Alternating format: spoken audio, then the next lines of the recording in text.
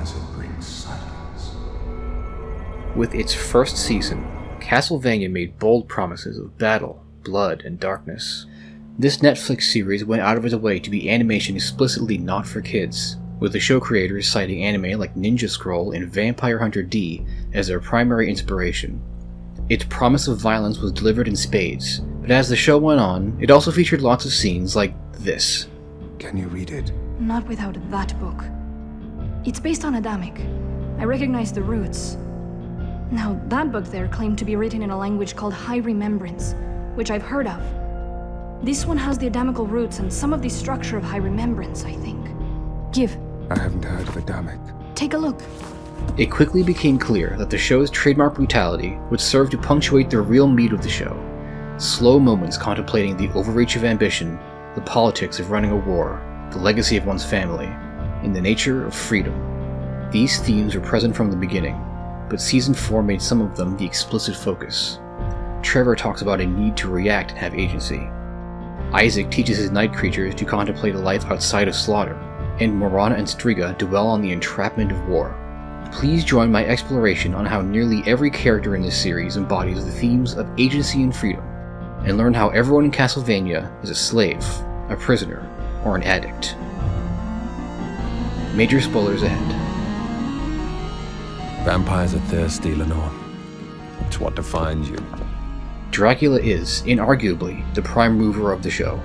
The vampire's unified war against mankind is his design, and every important character in the series is embroiled in the conflict as victims, combatants, or loyal supporters.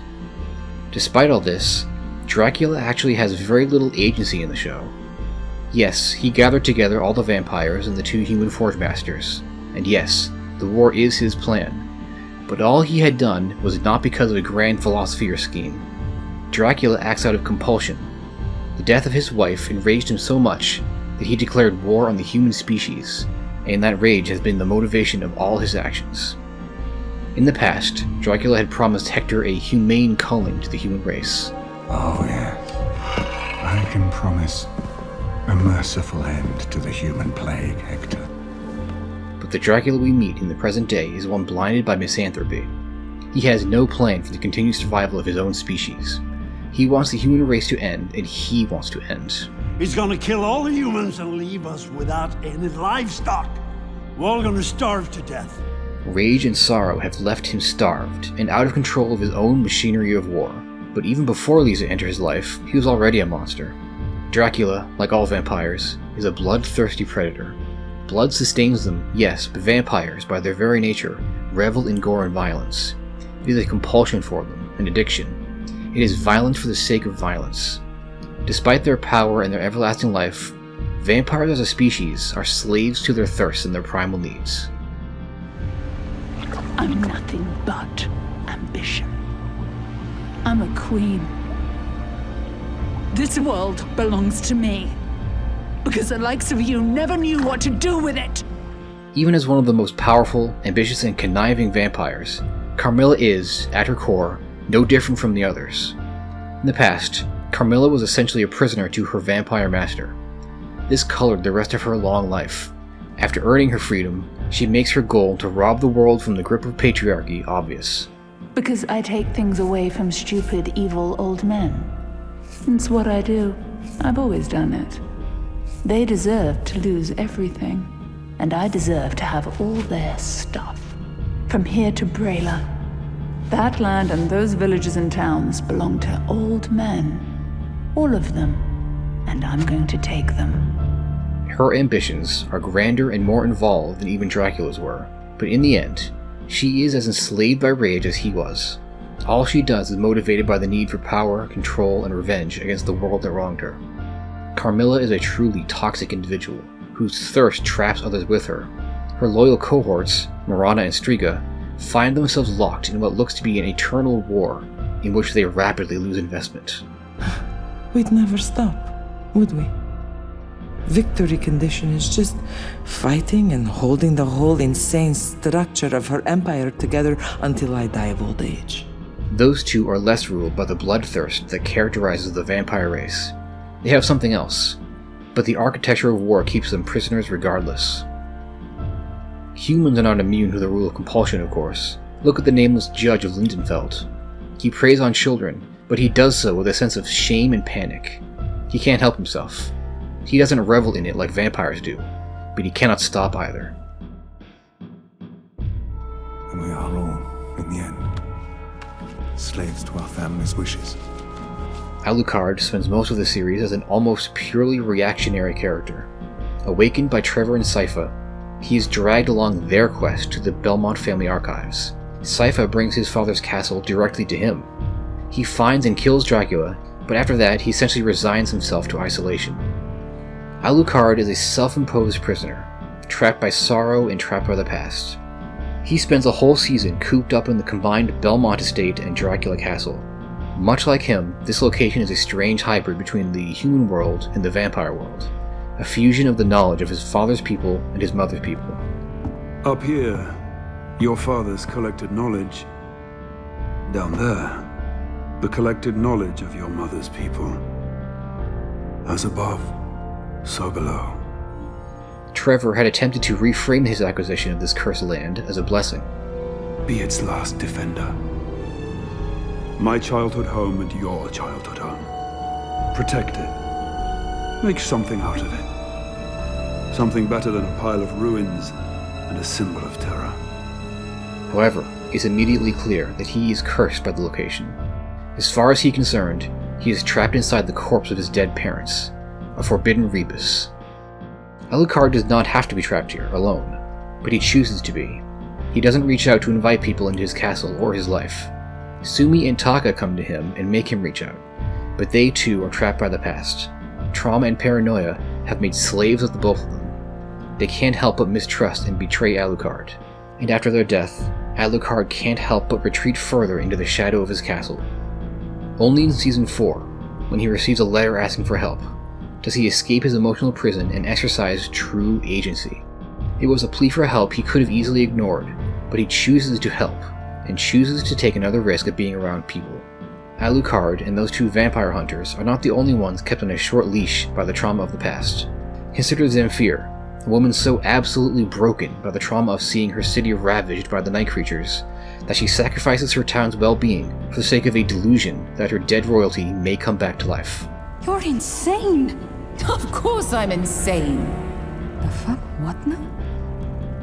I went insane the day Dracula hit the city. I saw his face in the sky. It was like the devil himself punched the world. How could you not lose your mind, seeing hell touch your home? He's a child in a man's body. That does make him easy to lie to. Oh, poor Hector. Of all the characters who actually survived the series, Hector is easily the most tortured and victimized. His imprisonment is one of karmic retribution, not for betraying his own kind, but for betraying Dracula. Seemingly without fully understanding what he was doing, he helps Carmilla overtake Dracula's castle. Are you prepared to abandon Dracula to win the war? Karma is swift for him. He's beaten nearly to death, dragged across the world, and imprisoned for his betrayal. Metaphorically, by the time Lenore arrives to torture him further, Hector has essentially died and is woken up in hell, trapped and abused with only more pain to look forward to. Hector's prison is also self-inflicted, however. Even within a literal cage, he kept his mind trapped by regret for what he did to Dracula. Isaac, I've taken steps to return Dracula to life. I've done my part to atone for all that has happened. I'm done.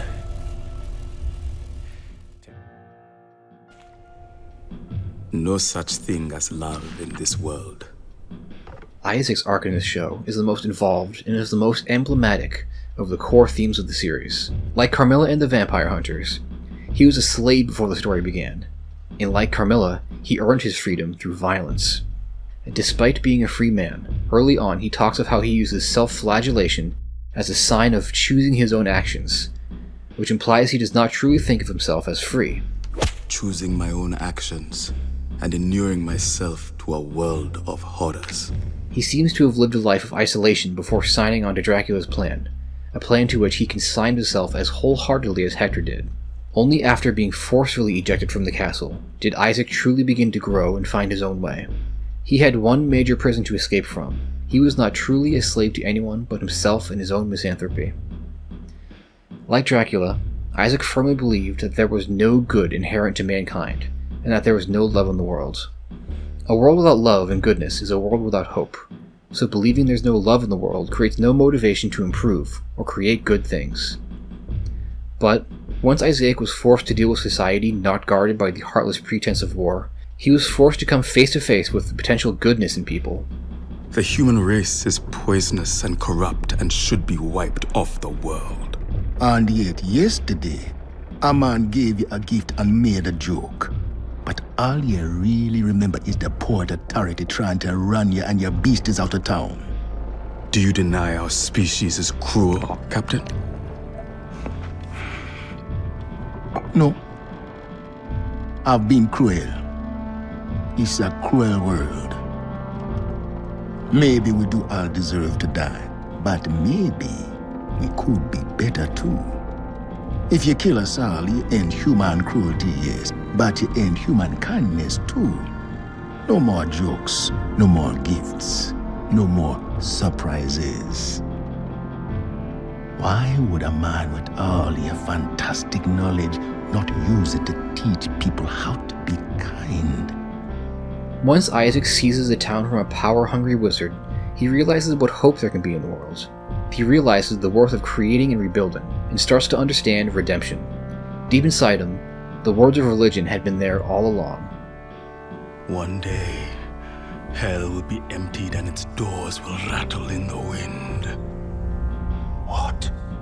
Through my hand, God lifts the damned from hell in his mercy to enact their penance on the earth as my soldiers.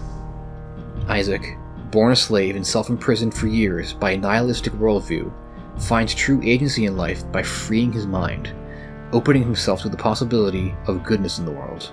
It is this reversal of philosophy that lets Isaac free the others. He symbolically throws open the gates of hell and frees Hector from it by killing Carmilla.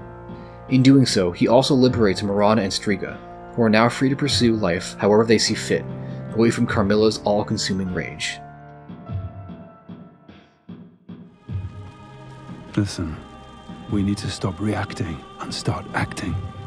Although Trevor and Sypha are arguably the main protagonists of the show, they both ironically embody the themes of slavery and agency the least out of all the main characters. Despite having one of the more explicit conversations about acting instead of reacting, all we've been doing for weeks is reacting, being bounced from one thing to the next. And we do best when we've got time to think and talk things over. the only thing they're really trapped by is the plot, or rather, the hectic pace of their lives in the increasingly dangerous worlds. At worst, Sypha maybe gets pushed around by the compulsion to help people and keep towns organized, but that's not exactly on par with the urge to, say, murder children or something. What keeps Trevor free of the isolationist, alcoholic prison we met him in? What saves Sypha from the cloistered life of a traveling monk and being literally trapped as a statue? It's the same thing that helps Isaac grow from being a slave to a fully realized person. It's the same thing that unlocks the fortress around Alucard's heart. It's what primes Marana and Striga to be ready to escape the endless war. According to Castlevania, love is freedom. Compassion and human connection, or vampire connection, I guess, can free people from many of the cages we build around ourselves. This series seems to postulate that guilt, grief, trauma, and hopelessness can possibly be overcome by letting others in. This is why the story of Trevor and Sypha resolves so early, with the two seeming to just ride the waves of the plot for most of the show. They let each other in and support each other. They lift each other up, and that makes them strong, durable, and flexible against the tribulations of life, and also skeletons. You're asking me to roam the countryside and get into horrible trouble because you think it's good for me. Listen to what I'm really saying, Trevor. I'm saying I want you to be with me, and I want you to have adventures with me. This is the closest thing I've had to a life in... I don't know when. And you're the closest I've had to a friend. It is the loss of love that ruins some of these characters. Dracula's downward spiral into uncontrolled misanthropy begins when his partner is savagely taken from him. And the same can be said for Saint Germain, the alchemist whose quest to control the infinite corridor, which sent him down a path of slaughter and destruction, was all spurred on by a quest to regain the love he lost. In the world of Castlevania, love and human compassion can help keep people safe and help them save others from hopeless situations. Without it, characters become agents of death itself. When I watched Season 4, I was surprised at the upfront themes of agency that came up. I watched the show as it came out, so at the time I couldn't recall if this theme was there before. I was pretty happy to rewatch the whole show and see that, yes, the seeds of that theme had not only been planted very early, but that this theme had woven itself into the fabric of the show itself. Wish I could say the same about the reveal of the show's ultimate villain, but that's beside the point. I'm sure a lot of people were as surprised as me at how happy and optimistic the ending of the show was too. This is an incredibly dark and brutal series, not only in its violence, but in its portrayals of sadism and hopelessness. Let's not forget Season 2's ending, with perhaps the most realistic crying scene ever put to animation. This show very easily could have had an incredibly dour and tragic ending. Instead, they chose to let the good guys win, and even some of the bad guys got good endings. The most tragic ending a character gets in this show goes to Lenore. She's trapped in the past, a diplomat sat waiting during undiplomatic times. It's leaving me feeling a bit lost. Like my place in our system has been erased. There's no diplomacy involved in making humans stand in line to be bled. Lenore is a vampire. A thirst for blood is what defines her. After Carmilla's war robbed her of purpose, all there was left for her was her vampiric nature, and it wasn't one she was able to live with. The real tragedy here is that other vampires did find a way out. Striga had Morana, Dracula had Lisa. If Lenore had searched harder, she could have made human connection and found reason to live. The tragedy here is that she didn't look, refused to look. Hector, trapped in metaphorical hell, waited with patience and was rewarded with freedom. Lenore, with a potentially endless life ahead of her, simply couldn't wait.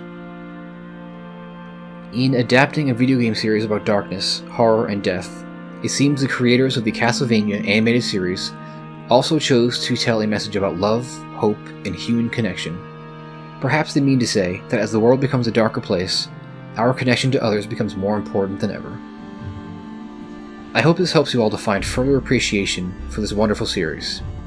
It's nice to dive into a show to find themes and small details, and come back loving the show even more than ever. Subscribe for more videos like this in the future. Until I see you again, please take care of yourself.